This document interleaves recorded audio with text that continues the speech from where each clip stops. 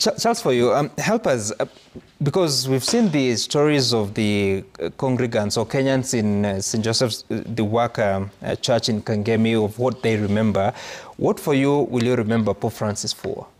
I'll remember Pope Francis first as a Pope who preached about mercy and openness of the church to all. He emphasized mercy. We had a year of mercy where the focus was that the church is open to all sinners. And he also used to say that the pastor should smell like the flock. The shepherd should smell like the flock, should not keep away from the flock. I remember Pope Francis as a Pope who was very emphatic about the need for forgiveness. He was very emphatic also about the need for charity. One of his encyclicals was called Amoris Laetitia, on the joy of love, and he was actually reflecting on various situations that face the church and the world, including in families. I also remember him for insisting that there are no perfect families, no perfect parents or perfect children, there are no perfect husbands or wives.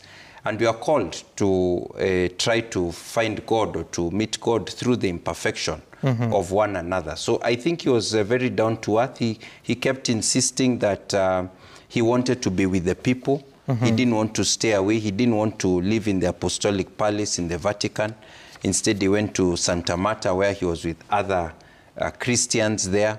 He felt the need to be the flock. I also remember him for his visits to and interactions with people of other faiths. Right. First of all, other Christian communities and denominations, including the Anglican primate and other leaders of other Christian churches. Right. I remember him having interactions with the Jews, the leadership among the Jews in Rome and in other countries, with the senior Muslim leaders in Turkey and elsewhere. So he really emphasized ecumenism and interfaith dialogue and relations with others, the openness to the world. And I think that was amazing.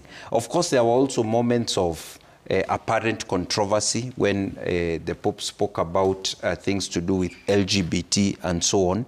And we will talk about that because we have... yeah, but that's part of what we remember the Pope with. And it was basically because of his emphasis on the pastoral dimension of the church. That the church is there to serve the wounded, the sick, and those who are journeying towards holiness. All right, we'll have so much more time to really talk about that in defining what we cannot, but we can talk about the legacy of Pope Francis, especially if we look at what Kenya and the East African region will remember him about. So that conversation will be coming to you shortly from now. But first, a woman from